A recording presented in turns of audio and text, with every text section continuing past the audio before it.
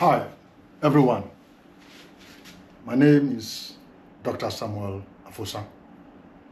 I am entrepreneur, business strategist, and management general. This platform is Dr. Samuel Afosa's lectures. All what we do here, we lecture on important issues affecting Ghana. We educate, we inform, we create awareness that Ghanaians will understand what's currently going on in their country and the best way they can help their economic contributions. As a matter of fact, today's topic is part 3, and it's a follow-up from the previous clip. And the focus for part 3, our guest of honor is the Army officer, General Acheampong, who took power from the civilian administration, Dr. K.A. Buzia. We would like to find out and know why the general, who is not a politician, chose agriculture and Operation Feed Yourself as a way to power Ghana economy. We believe that these analyses shall reveal deep awareness and understanding for what I normally call chronic food shortage problem Ghana is facing over the years. And it seems like some of us are not paying attention or focusing or noticing about it. We believe within this medium, people will begin to notice the seriousness we faced about food shortage in our country, and the best way to tackle it and save the national image. As I said earlier on, chronic food problem. Now, when Acheampong took over, he ushered in Operation Feed Yourself for some reasons. As a major or general, he understood the legacy of relying on external support. And he doesn't want Ghana to be seen as a bigger nation, begging nation. So that strategy of Operation Feed Yourself was launched. Now, what were the problems Acheampong facing? Severe food shortage, massive dependence on importation of food, balance of payment issue, and unemployment issues. If you recall, I mentioned chronic food problem Ghana was facing. I want to cut your man back. During the 1960s, when Nkrumah was the president, Nkrumah faced the same problem: shortage of food and importation of food. By then, the population of Ghana stood at 30 million. And Nkrumah launched State Farm as a vehicle to take Ghana to become economic independent. So State Farm was launched. After Nkrumah left the scene, nothing was done to the same issue as I said. From 1960 right down to 1972, when Acheampong came to the scene, our population stood now, not from 7 million, but went to 9 million. And Acheampong began to face the same food shortage and massive what? Dependency of imported goods into the country. So, you realize that Acheampong visions or Acheampong challenges were similar to Nkrumah's similar problems. And Acheampong launched Operation Feed Yourself. The target was to become self-reliant, be dependent on your own. That was what Acheampong meant. And he said, this Operation Feed Yourself, for the program to be successful, is the responsibility of all Ghanaians to come together and work hard. So the program for call on Ghanaians, civil servants, students, even including the military. Everybody came on board to work hard to save the Ghana's country's image. On our target to get rid of shortage of food in our country. Now, what were the strategy Acheampong employed? Acheampong employed Operation Feed the Food strategy to increase national food sufficiency, thereby getting rid of shortage of food in the country.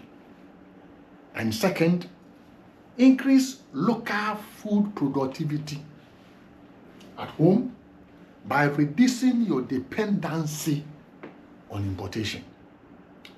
When you do that, you increase and create employment. So you knock off also unemployment. With the tool of agriculture, we're able to do all these things. That means food productivity or food production play a major role in our life, because food is a necessity for the country, Ghana. Now, when it came to the massive balance of payment issues, Acheampong began to realize that two things were happening. Number one, we were borrowing to finance local projects. And two, we were importing and using our hard-won currency, foreign currency, to settle debt on importation of food. So all what we were doing, borrowing and importing, which is affect our economy and to affect our balance of payment balances. So the balance of payment balance was running at deficit due to what? Our actions and our activities of running our country. Acheampong said no. His strategy was to use food production as a strategic balancing tool. And at the same time, wealth generated by agriculture or through agriculture will be used to settle balance of payment debts, as Nkrumah also did with his strategy of utilizing the wealth we had to what? Power your industry. And Acheampong was using similar methods. Agricultural wealth you had, you save it, and then what? Settle your balance of payment. But let's step back. How is it possible that we borrow more to finance a local project, which would be the opposite? I'm not saying borrowing to finance local project is bad, but at least there should be speciality or specific borrowing to finance local project. All what we need to is to rather for us to generate our own income, and then use internal resource that you have generated to finance your own project. But it was opposite that was affecting our economy. So now, when we come to balancing our economy, Acheampong also saw the need to use food production as a strategic balancing tool. If you want betterment of the economy, things to look good, all that is saying to you, then use food production, increase food production. If you do that, then you increase employment. You increase your external external export, and then at the same time you reduce internally, reduce import. Once you do that, there will be favorable balance of payment on your account. You create jobs, the more money comes in, you balance your economy, national security is assured and guaranteed because there is food sufficiency in your country. That is when you are using the strategic technique of using food as what balancing tool. But then if you do the opposite and you don't want to increase local production, then all the problem we were facing earlier on, like shortage of food, dependency of importation of goods, balance of payment deficit, and unemployment, all will kick in because there are consequences for dependency. If you depend on somebody or you are looking for external help, of which I said in the earlier claim that external help is an illusion. It's a mirage that keeps us swimming in circles in the sea of mediocrity, whilst our own potentials are lying because we fail to act, we fail to take any action, and nothing happened to us. That is our situation previously when we were experiencing food shortage. So dependency is a disease because it kills your own potential. You become dormant and you become somebody stuck in one place. And what you lose is you become weak and vulnerable to attack. You are controlled and you are told what to do and know what not to do, whom you should employ and whom not to fire or whom you should employ. So if we do the opposite, it's a threat to our national economy. So our advice that look on the strategic way Nkrumah and Acheampong did. They align at the same way. Therefore, let's use food production as Acheampong did to power our economy. If we want any betterment or growth, national security, favorable balance of payment, more jobs, prices of goods at the market to reduce, then let's increase local production at home. Then everybody will be fine. I know it is not going to be easy. It's going to be tough. That's creating farms where the state will get involved, local will get involved, because anything less than that, without all the players coming in, you cannot realize your full potentials and the goals and the target you wanted to achieve. So, challenges were in the program that we faced. Some of the challenges we faced were miscorruptions, mismanagement, and corruptions. And every project, you will have those things in the project, whether you like it or not. If you like it, take it or leave it. There are mismanagements and corruptions in so many programs. All what we need is to install what? Strong internal control measures that will help us moving forward. And as Acheampong's own is an experience that we can learn from. Just like in Nkrumah's State Farm, we can also learn from that. These are all given to us for our own benefit to learn. Okay, the next one, a program like agriculture is non-stop, continue forever. It demands that we do it consistently, and continually. See? Consistently and continually. We do not stop. We do not stop funding. We have to continue what? Investing, continue improving on infrastructure development of it, roads, network, teaching, training, access of market, what have you, all together is infrastructure development as we continue moving on. This and that ought to be done. So the program will keep on. The program will keep on fire. But once where financial support is lacking, the program will come to a standstill. And that, unfortunately, happened to Acheampong's program. And once the program comes to a standstill and is no longer moving forward, all the negativity, I may say, the food shortage will bounce back again. For instance, in 1977, Ghana had to fall assistance on international aid of food. Why? Something started in 1972. 5 years down the line, we are going back to what? Food shortage. That tells you the importance and critical measures of what we need about food production.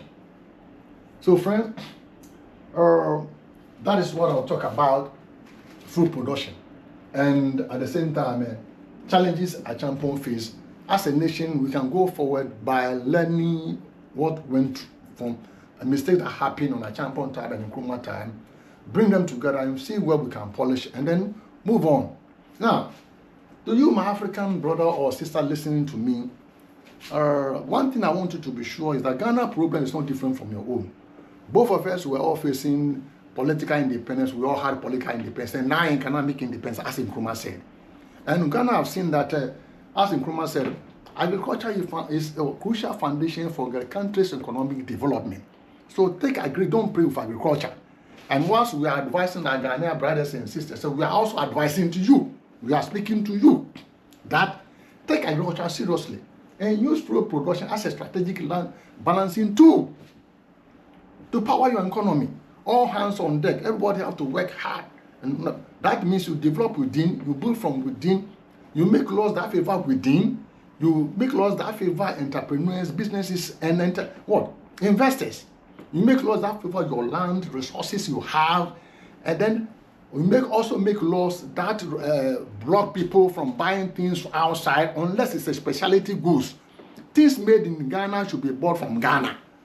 We patronize our own foods. If you want to patronize elsewhere, then you should by law that thing is a specialty. Especially when you have the unbreakable mindset of becoming dependent. When you are dependent on your own, it's all about the mindset. When we are dependent on our own and we are looking from within, we don't look outside. So we support within, we provide within, we generate within. That is the way we move forward. So we need that unbreakable mindset for building our own nation with our hands, and we can do. Nobody is coming to build for us. Nobody is coming anywhere to build for us. What we like is what we do. But if we fail all this and we don't use food production, we don't use agric, there's no way, because food is necessity. Food is life. And nobody is coming to cultivate the land or dig for you. And if you fail to do anything or you sit down doing nothing, that is where you become dependent and where you depend on people. And you'll be controlled, and you'll be told to sleep 6 o'clock or 7 o'clock. You'll be told what to do.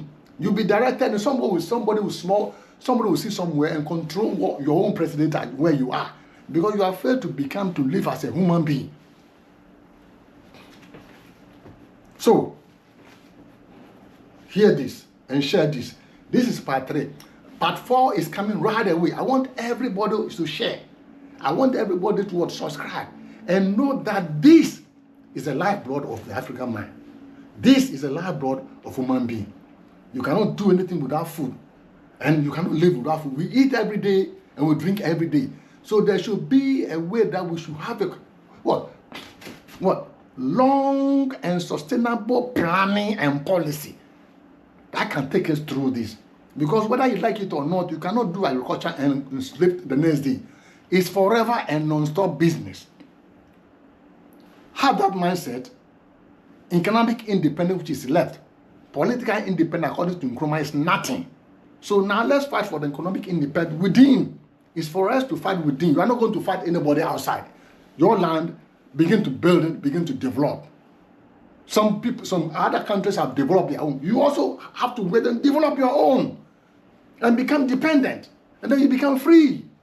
So share, and subscribe. Any video we upload is coming on so that you may get a copy.